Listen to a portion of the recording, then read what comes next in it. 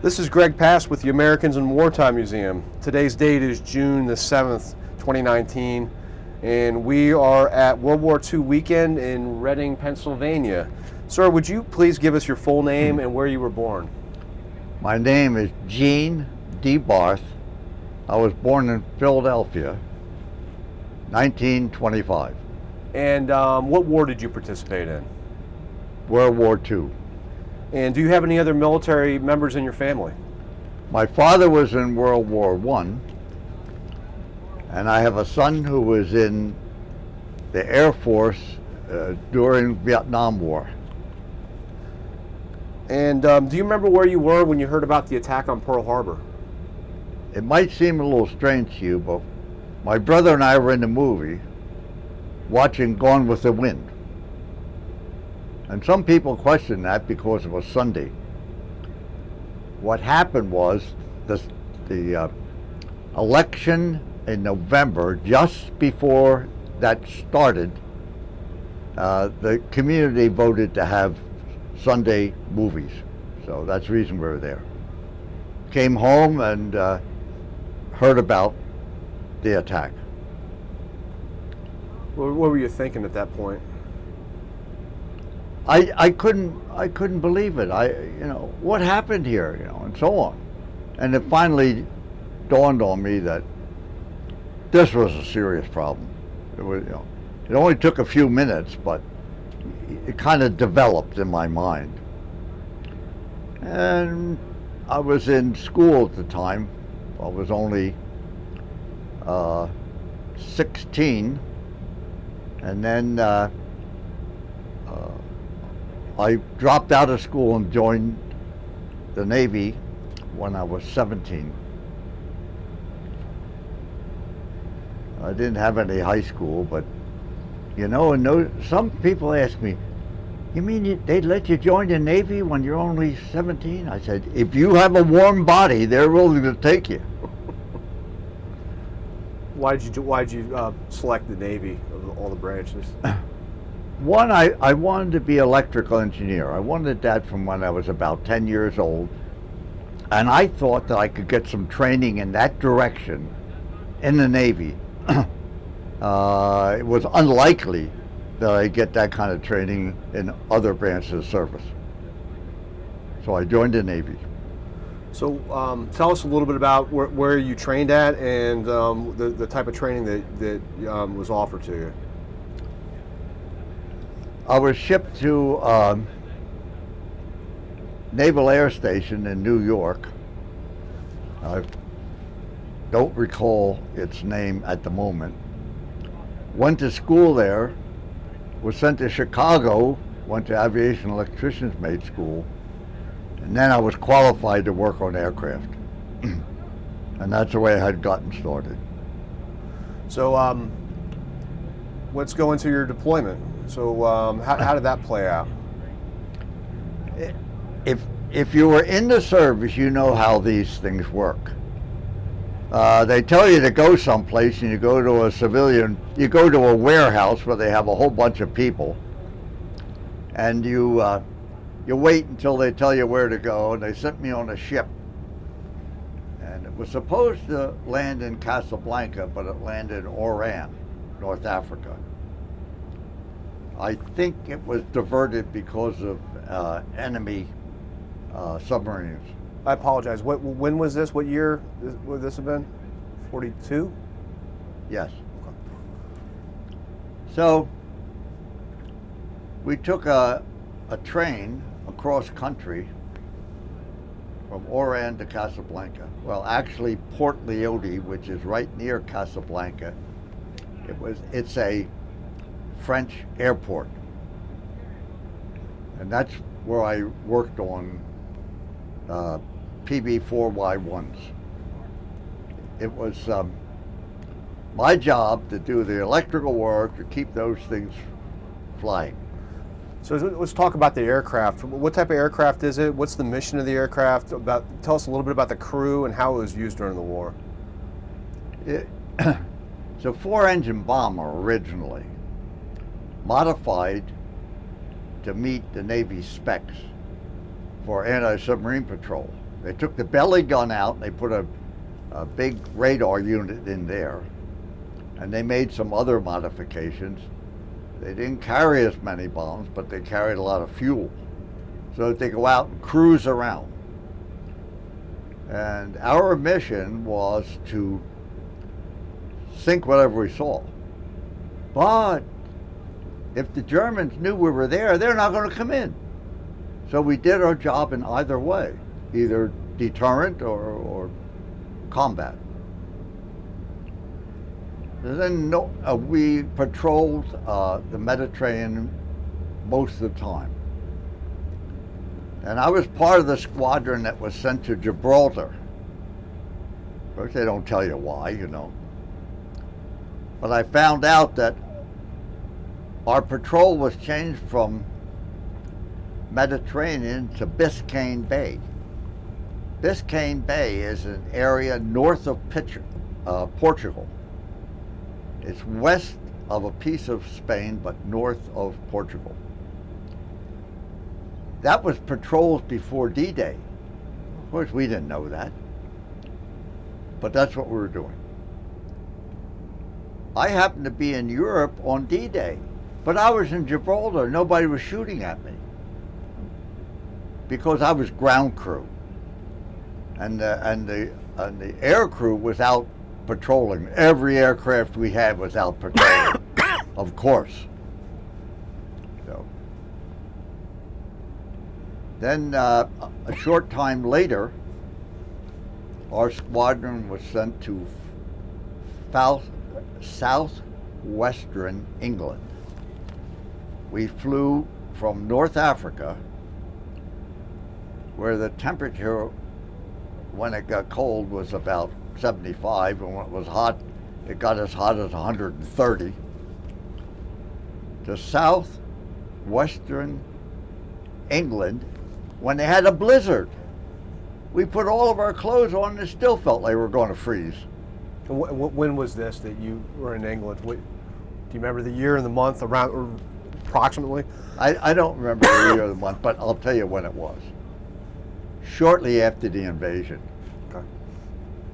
Because our mission changed. And we were doing a different patrol. And now we're getting closer to the big battle, the main action, and so on. I can't tell you what we patrolled, but we may have been patrolling in the North Sea above England and to the east where the German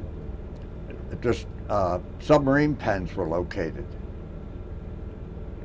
That's kind of a guess. You know, when you're in the service, if they don't tell you anything, you guess it. And then it's a rumor, and it goes all over. So were you working on the same aircraft when you were in England? Same aircraft. Okay. Did patrols on guard duty. And a funny, interesting thing to me happened was we were patrolling in front of the aircraft, and another guard and I met and said, how is night? Oh, it's quiet, that sort of thing. And he said, wait a minute, we could hear gravel. We could hear gravel like it was under a car or something. So he pulled back the slide on his machine gun, and we heard a voice holler, "Officer of the day, here for inspection." Yeah, he was going to tell us who he was before he got shot. But he was a young lieutenant. I mean, you know, he was doing his job. And so were we. So let's back up a little bit. In the Mediterranean, what were your living conditions like? Were you in structures? Were you in tents? When we first got to the base in North Africa, we were in tents for 4 or 5 months. And then they finished building the barracks, and so we moved into the barracks. And then they had a separate building for the chow hall, that sort of thing. How was the food? Food in the Navy was always good as long as you had it. In the Army, it could be lousy for months and years, but we were fine. Of course, if they sunk your ship, you had problems there. The food got non-existent, but I didn't have that problem because I was land-based. That worked. When you were in England, were you at the air base or were you? We were at the air base. I did the same kind of maintenance, and I was eager because when I went in the service, I didn't have any high school. In Africa, I took correspondence courses with the University of Wisconsin and got my first year of high school. At the same time, I got second grade aviation electrician's mate. When I was in southwestern England, I was still taking correspondence course, and I studied and got my first class stripes for aviation electrician's mate. I was always dogging myself to move forward. So I got discharged in April 19th, 1946.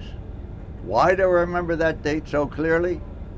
I was on a kiddie cruise, and you got discharged a day before you became 21. I was 21 on April 20th. I got discharged on April 19th. So that's the way the system worked in those days. So in England, were you living at the air base or were you off base? I was living at the air base, but the duty for the ground crew at least, and I guess a lot of the flight crew, you got to leave almost every night to go to town. And the English liked that because we went in and spent money and that sort of thing, you know. I met a young lady there at a dance. We met quite a few times. We were almost engaged until I came home and met my sister's best friend. And I put this in my biography. I walked in the room and there I saw a tall young lady with long yellow braids and the nicest looking legs I ever saw. Yes, I did notice the braids first. In due time, we got married, and we were married for 69 years, 9 months before she passed away. Wow. So that's 3 years ago. Is there any other questions about my service? Yes, sir. I got a few more if you're willing to Absolutely. stick around for a few more minutes. So you mentioned that the English were happy to see you. First of all, what town was this near? What city? Do you remember? Taunton,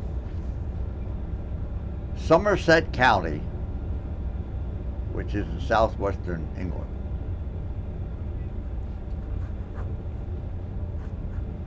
And most of the locals were really accommodating for you guys then, right? They were happy to see you? Oh, absolutely, yeah, absolutely. And on two of my longer leaves, give you a whole weekend off sometimes. I went to another town and got a bed and breakfast because anyone who had an empty room was willing to rent it out for the night, and there was a bed and breakfast, and that helped them. And it was nice for the service people that were there as well. So during wartime in England, I would make the assumption that there was light discipline. They were all blacked out at night, all these towns? All the time. But now remember, I was in southwestern England, and the bombing was on the east coast of England most of the time. So we were relatively safe there. Still blackouts. get a chance to go to London at all? I know I never got to London, but I told you I met a young lady, and I'm searching my mind to try to figure out her name. See, I never forget anything, but the recall is very slow sometimes. Her last name is Watkin, Watkin. I'll remember her first name. At 2 o'clock in the morning, I'll give you a call. That's the way it works, doesn't it? It always works out that way. So, when you were over in Africa, how did you communicate with your family? By mail. I wrote a letter every day, and my mother wrote a letter every day. You didn't get them every day. You got like 7, 8, 10 of them at a time, but that's the way it went. Were they the V-mail letters, the small? Were they the No, regular size letters.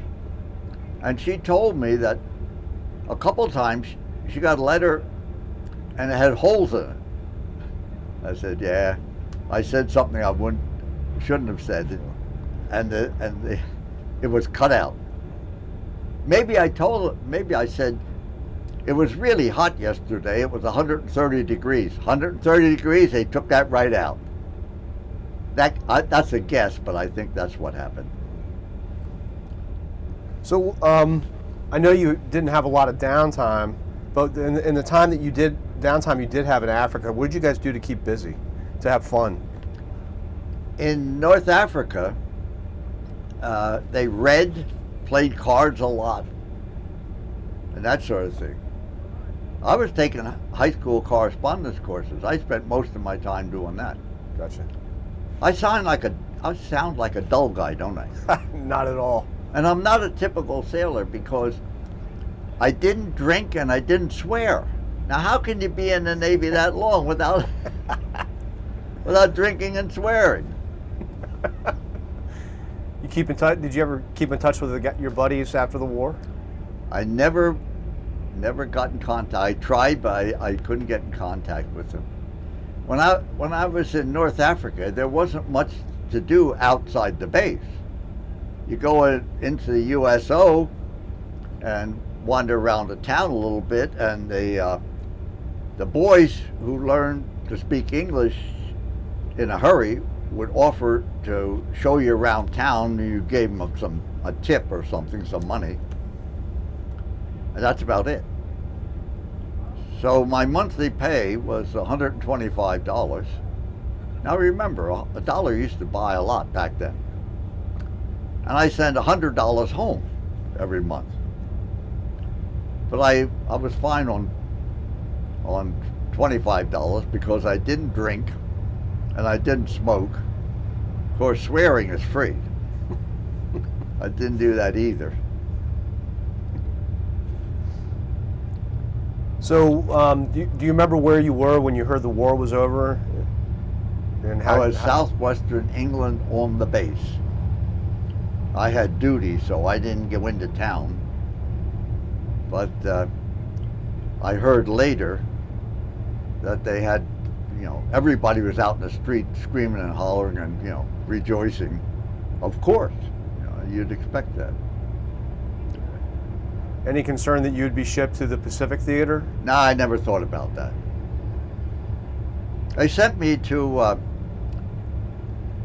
Glasgow, Scotland on the train with a whole bunch of other people. All right, muster here, get on the trucks, take you to the train. Train goes outside the station and sits there for 2 hours. You wonder, what the heck's happening here now? They sent me to Glasgow. I got on Queen Mary and came home. Because by that time, the whole war was over by that time. Because when the war in Europe was over, the troops, the troops we had in the area, it's too large to get everybody out at once. So they took people out, slowly. And then Here last July, last week in July, I was 93 and I thought, am I too old to take a trip to Scotland? So I went to Scotland, and the immigration officer there said, why are you coming back to Glasgow? Will you tell me? I said, well, I was here once before. I wanted to see if you make any changes. He said, when were you here? I said, 1945. He said, yeah, we made a wee bit.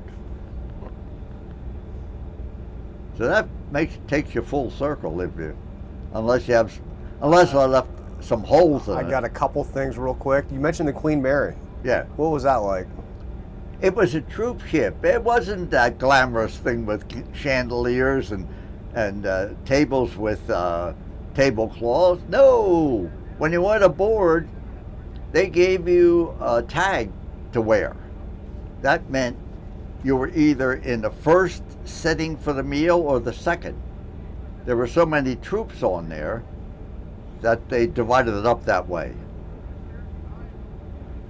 Sailors didn't seem to have as much trouble, but the Army, they were in deep trouble. They were up on the deck trying not to throw up. And one of the days, this sailor was really cruel. They're laying there hoping they don't get sick. And he comes walking by with a pork chop sandwich. That was it. I was lucky. As far as I know, I was never shot at. I didn't get wounded. I came back mentally okay. I didn't suffer a lot from having been there. I was on a small aircraft carrier. It was called U.S. Salerno Bay. And that was because my enlistment wasn't up. So I went there for about 4 months. When the Navy trains pilots, first they learn to fly, then they learn to land on a regular landing strip, but it has a black shadow there, like the aircraft carrier. You're supposed to hit the shadow. Then you land on a real live ship, and that's where I was, on a real live ship. Still did the same thing, but there were smaller aircraft that I worked on then. They don't have 4-engine bombers on aircraft carriers. What kind of aircraft were you working on? I forgot. Really. And this would have been in late 45 into 46? Early 46. Yeah. Because I got out in April 19th, 46, so it was just before that. Gotcha. And we were stationed in Norfolk. That's where the ship would tie up. We first went out into the bay, nice quiet, get the pilots used to that. Then we went out in the Atlantic Ocean. Now the ship is pitching in 4 different ways. So now it was a little more difficult, but they had to get used to landing on that as well. So let's talk about your homecoming. You did you come into New York? Is that? Yeah, yes, I came into New York, and we're all up on the deck. There's the Queen Mary coming in. There's the Statue of Liberty, and there's all the firefighting ships in the harbor, squirting big plumes of water in the air to say welcome and that sort of thing. I took a train to Philadelphia. My mother had sent me a letter to tell me how to get home. So I got on the train, R5 train it said to Lansdale. I got off just before that. I didn't know how to go on from there, so I saw a taxi driver in the station. I said, take me to this place. I gave him the letter. He said, oh yeah, I can get you there. And that was it. Big homecoming. My parents were there. My brother and sister were there, you know, and so on. Everybody cried and that sort of thing. The only effect I had for about 6 months after I got discharged was if I were taking a nap, say on the couch in the living room, and a plane went over, I'd hear it and I'd sit up and stand up bolt straight looking around. Because I guess the reaction was from being on the aircraft carrier. When that plane was coming in, you better pay attention. Because if he didn't hit the cable correctly, he's liable to come over in the catwalk where you're standing. So that lasted maybe 3 or 4 months, and I got over that. So here we are today at the World War II weekend, and you have, over the course of this weekend, you have tens of thousands of Americans here celebrating men like you. I mean, you walk around with that hat. I would imagine you recognize the fact that to us, you guys are heroes. What does that make you feel like? It makes me feel good that our service is being recognized. But it makes me feel bad because I see some of my World War II friends that have a bad leg or missing or some other bad wounds, and I came back in this condition. And my oldest son, who's a PA, said, "That's normal, Dad. That's survival's regret, because you came home unscathed and some other people suffered so much more." But he said, you know, that happened to me also. But except for a stroke of the pen, we could have both been right into firing up to our necks. So I realized then the way it happened. So you're going to get a copy of this video, and we're going to give you another copy that, if you would like, you can submit it to the Library of Congress, their Veterans History Project. So theoretically, 400 years from now, one of your great-great-great-great-great-grandkids might stumble upon the video. What would you want them to know about your service to your country? I really didn't know what I was getting into, and I'm glad I went, and I'm glad I was able to help as much as I did. No regrets about that. I'm only one of millions of young men who gave up their football homecoming and their senior prom and many other things like that in order to get out there and defend our country. And I don't regret missing any of that at all. So I'd like to leave that with my family and posterity or something. Is that the way you say it? Absolutely. Well, on behalf of the Americans in Wartime Museum, I can't thank you enough for taking the time to come out here today and come up in the RV and tell us your fascinating story. Thank you for your service, and sounds like you've lived a fascinating life. You're welcome. I appreciate it, sir. It's an honor.